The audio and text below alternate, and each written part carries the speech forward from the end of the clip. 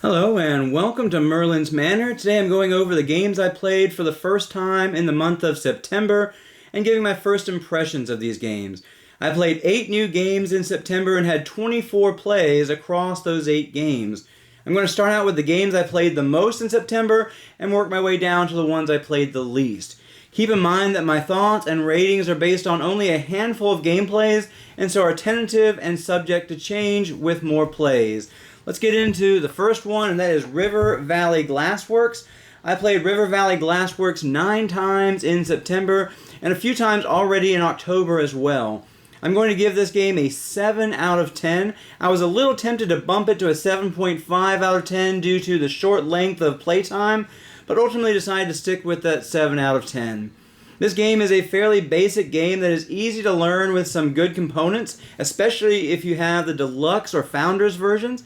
I have the deluxe version and I really like the components. The gameplay has a decent combination of luck and strategy. The luck comes in with the right pieces coming out and being available for you to take on your turn, with also needing to have the proper pieces in your pan or satchel. In the game, you will be placing out a piece of glass on a tile with a matching shape, and then taking from one of the adjacent tiles in the river. There is a little mitigation here if you have 2 of the same shape, allowing you to place both of those pieces somewhere, and then it basically allows you to take from anywhere in the river because you're going to put it out wherever you want, and then take from one of the adjacent spots. But generally you will need to match the shape. You will then take all the glass from the tile adjacent to where you placed a piece onto the board, going from left to right, with the same colors having to go in the same column, and then different colors are going to be placed, continuing to go out to the right into those new columns. If you ever have to take a piece of glass and the column for that color is full, then it's going to go into your overflow, and that's going to cost you 3 points. So you have to be tactical when it comes to taking glass. You also have to plan which colors to take to try to maximize scoring, as you're going to score for rows based on how far they go from left to right without a gap. So you'll need to be mindful of filling up the different columns fairly equally to score the rows as best you can, maximizing your score that way. But you will also be scoring for your 2 highest columns, and the columns to the right are worth more points, but they're the hardest to fill up because you have to first stretch out to those columns before you can start adding to them. Another wrinkle in the game is that you must score your 2 highest, and ties go to the leftmost columns, and so those are worth the least amount of points. So while you want to go up on those leftmost columns some to score more points for your rows, you don't want to go up too high on them or you'll be forced to score those low scoring columns instead of the more valuable right hand columns. It is an interesting tactical puzzle to solve, which is complicated by your limited choices each round. The game end is triggered when a player reaches 17 glass on their board, and then you will finish out the round and play one more round, and then count up your scores, and hopefully you've maximized your scores with a good balance between scoring those rows and those columns. This game plays in about 20 to 30 minutes, even with 5 players, once everyone has learned the game. It is a good filler game with good components, and I enjoy it as a quick, lightweight game. If you're looking for a complex game or heavy strategy game, then this would not be the game for you. You also have to be okay with the state of the draw areas changing up a lot between turns, especially at the higher player counts, and having to pivot a lot, and sometimes being left with not so great choices, and having to try to manage the best you can with what you have been offered. Another option you have on your turn is to draw up 4 pieces from the lake to place in your pan, and sometimes you just have to take that option even if you still have a piece in your satchel, just because the current options in the river are not working with what you have shape-wise to place out. The quick play of this game is part of what makes me okay with the luck factor in the game, and while it's not a game that I would lean into if it were longer, I feel it is a good offering for a quick family weight game. As far as solo goes for this game, there are 5 solo opponents of varying difficulties, and the solo opponent is fairly easy to learn and to implement.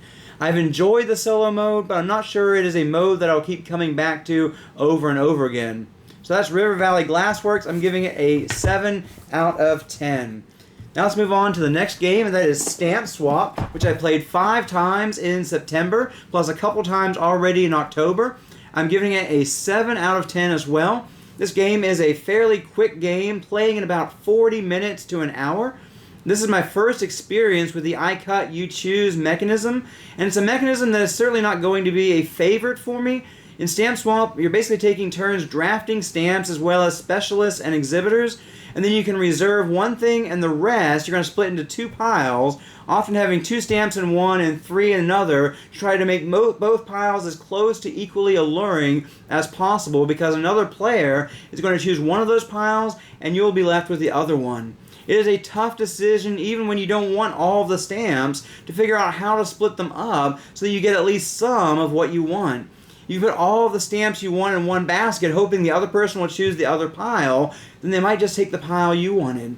So do you split up the stamps you want the most then, so you at least get some of the ones you want? Or do you just make one group so hard to resist that you can almost guarantee that you get the other pile? Typically, you find yourself having to make both piles equally good for you, which often means missing out on something that you really wanted. I don't fully like this conundrum. While it does provide some serious tension, I'd rather not have to deal with the splitting up of the stamps to offer to other players. While I do think the mechanism works well in this game, it's just not a mechanism that I'm totally on board with.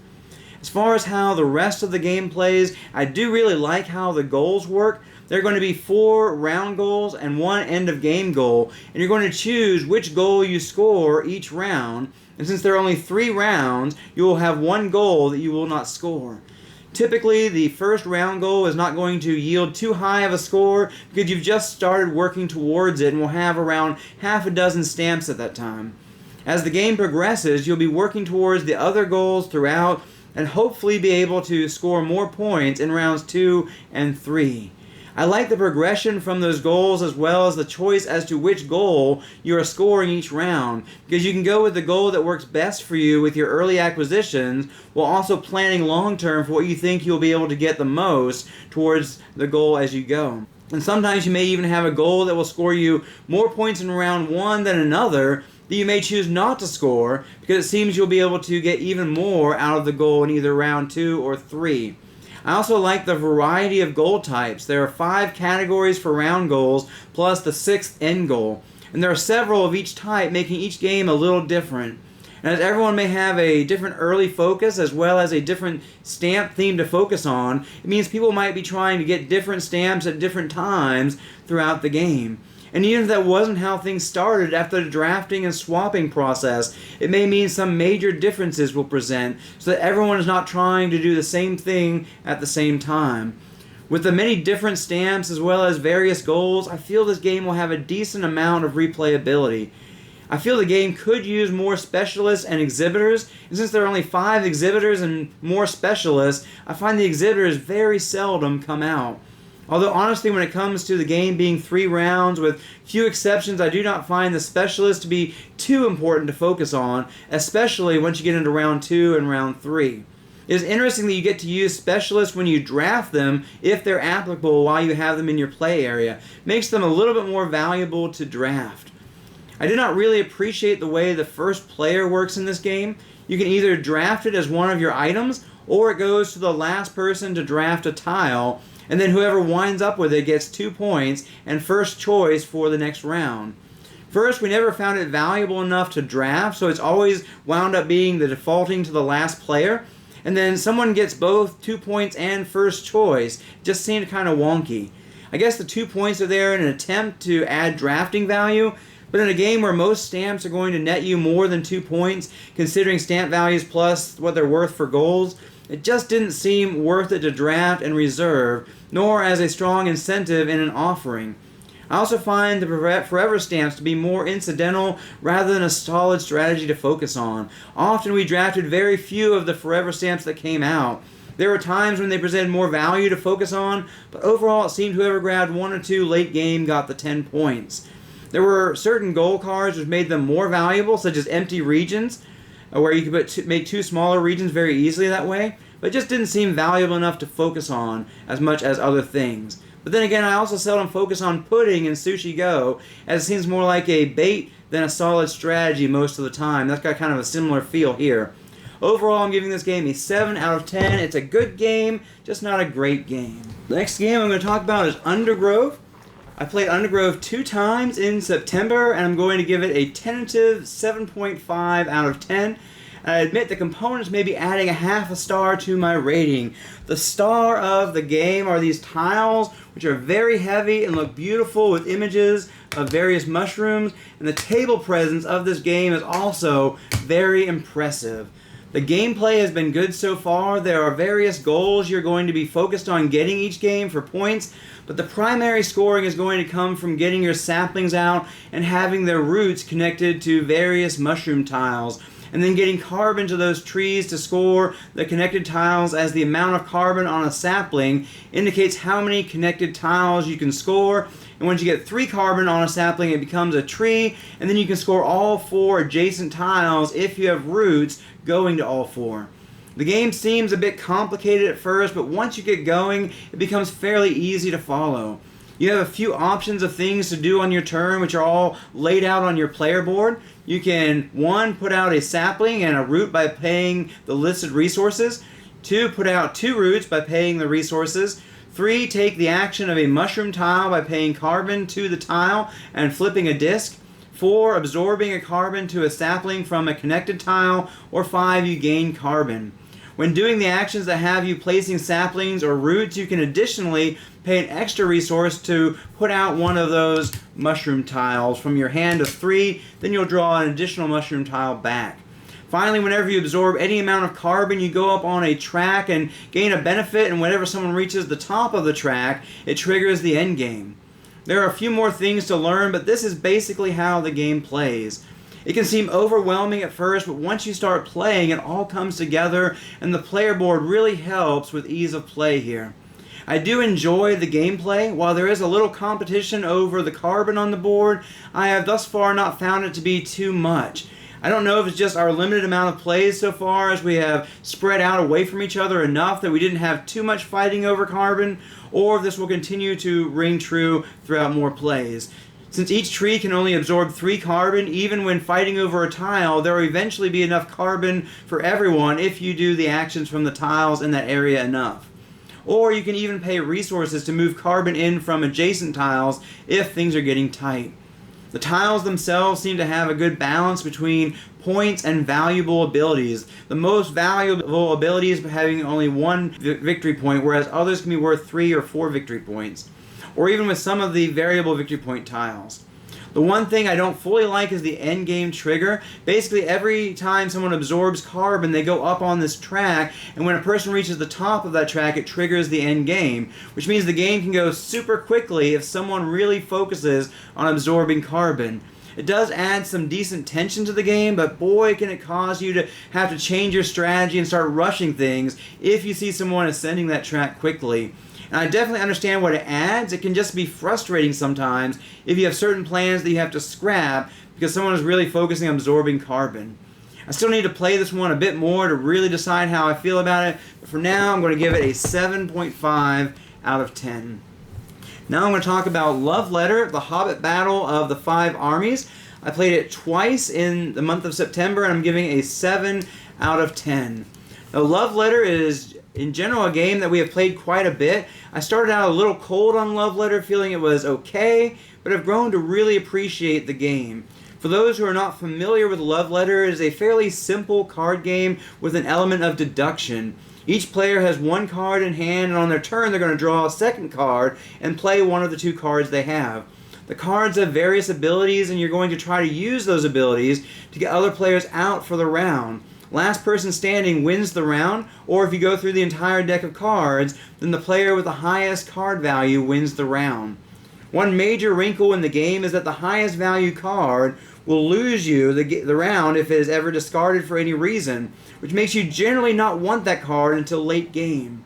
Other high value cards also have things that can cause problems for you, plus people generally gun for the higher value cards. Meanwhile, the guards, which are plentiful and have a value of only 1, allow you to guess another player's card, which is a big part of the deduction part of this game. Of course, each turn there is the potential of a person playing the card they had previously and causing anything previously deduced to no longer be known. It is a very interesting, quick, and fun deduction game. Now let's get into my thoughts as they relate to the Hobbit version of Love Letter as compared to the standard Love Letter. I actually prefer the standard love letter over the Hobbit version. I have 3 reasons that I prefer the standard love letter. First, I find the characters are easier to tell at a glance in standard love letters. They are much more basic. Second, I miss having the Chancellor's ability in the game, though I do realize that was an addition to the original game, but I've always played with the version that has the Chancellor. And third, I don't like to have to name a character specifically when using Smog, which represents the guard from the original love letter. Outside of those things, the game plays fairly similar to standard love letter with a few minor differences. Now, one cool difference is that the cards that represent the Baron are split into 2 different abilities. The Baron from standard love letter has you compare hands, and the lower hand is out. But in the Hobbit love letter, you have one character who works that way, and another one who actually compares hands, and the higher hand is out, which is an interesting little twist. Standard love letter, I give a 7.5 out of 10, and the Hobbit love letter, I give a 7 out of 10. So just a bit of an edge to standard love letter. Now the next one I'm going to talk about is the Goonies, Never Say Die. I played Goonies 2 times in September, and I'm giving it a 7 out of 10. Goonies is a one versus many game, which typically is not a game that I gravitate towards, but I actually only played this game 2 players in both of my playthroughs, so that made it more of a head-to-head game with the other player controlling 2 characters. Both times that I played Goonies, I played as the Goondocks Master, which is basically a dungeon master, the game system which is going against the Goonies. Part of my enjoyment of this game is the nostalgia factor. You are basically playing through the movie scenario by scenario. One player is the Goonies and the other controls the enemies. The Goonies have to explore a cave and make their way to the end and accomplish certain goals, which vary from scenario to scenario. The board starts out almost blank, with each room being revealed as the Goonies explore. The Goondock Master is privy to all of the information, as they have a full map hidden behind a screen and will populate the board as directed in the map as the Goonies explore. The Goonies go first each round, using their actions to move, fight, search for treasure, and perform various other actions. After the Goonies' turn, the GM will then gain a token, activate foes, draw a GM card, and play GM cards, which have various abilities to make things harder for the Goonies. Dice are used to do various skill checks, including fighting, and you have the option to spend tokens to upgrade dice to get stronger dice that have more probability of success. The Goonies win if they make it to the end and achieve the goal, and the GM wins if the bottom of the hourglass is full at the start of the GM's turn. The way the hourglass fills up is by characters being knocked out, or by performing an End is Nigh roll, which requires getting certain GM cards and then either spending 2 tokens or achieving a certain condition. There are 4 sand tokens, so the GM has to move those sand tokens 4 times in order to win. I would say it is probably more fun to play as the Goonies, not having actually done it yet, but there is something fun in knowing everything about the scenario as well and trying to manipulate things so that the heroes don't win. I will say that sometimes the Goonies lose, though, simply because they don't know what they need to do. I can't go into any more detail without giving things away, but one of the games my wife lost simply because she didn't know she needed to do something, which gave the victory a bit of a hollow feeling, though also to a degree at the time I was cracking up on the inside because I knew she had skipped over something very important. Also, the fact that a major part of this game is secret information means that it isn't hugely replayable, because after you play it once, you're going to know the secret information for future playthroughs, making the game easier for the Goonies if they've played it before. A weird aspect of the game is that it says you can play the game as one-off scenarios and switch who is playing the Goondock Master and who is playing as the Goonies, yet it also has starting conditions for if the heroes lost the previous game and chose to fail forward, where the GM gets an advantage.